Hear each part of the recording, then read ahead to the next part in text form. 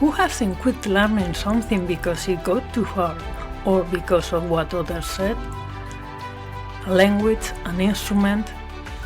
This is a true story. The man at the heart of this story lived in Greece. In 4th century before Christ Athens, words were power. Trials and political decisions were won by speaking before hundreds of citizens. And Demosthenes looked like the last man you'd expect in that world of orators. He was an orphan, frail, and on top of it all, his own guardians had stolen his inheritance. To make matters worse, he had a devastating problem. He stammered, he ran out of breath, and he couldn't pronounce the letter R.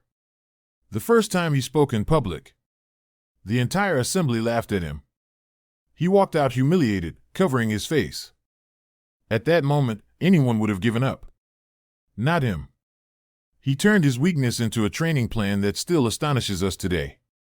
Plutarch tells us that he filled his mouth with pebbles and rehearsed his speeches until he could speak clearly despite them. He tells us that he ran uphill reciting verses to master his breathing.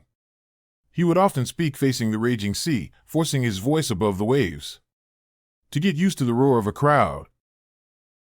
But there's more. He built himself an underground study where he practiced in front of a mirror, and he even shaved off half his head, so that shame would keep him indoors and force him to keep practicing for months.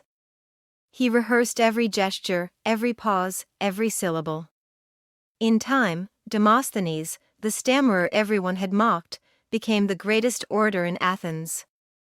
His speeches against Philip of Macedon, the Philippics, still give their name today to any fiery denunciation. Seneca could have dedicated his exact words to him. We don't dare because things seem difficult. But they're difficult, above all, because we don't dare. Are we ready to reclaim what we left behind? This story reminds us that those who stick to it can truly make it happen. Let's face it until we make it. See you next time. Take care.